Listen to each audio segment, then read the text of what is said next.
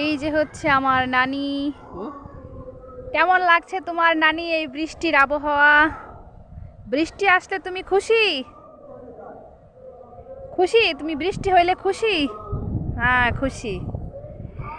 এই যে বৃষ্টির আগ মুহূর্তে এই অপরূপ সুন্দর দৃশ্য দেখলে কার না ভালো লাগে। আর এই যে আকাশের এই অবস্থা, অনেক ঝড় বৃষ্টি হবে বোঝাই যাচ্ছে। তা আমরা ছাদে আসছি, এখন চলে যাব, কারণ এই যে বৃষ্টির ফোঁটা পড়ে আমার বাবুর এই যে ভিজে যাচ্ছে, তাই আমরা এখন চলে যাব।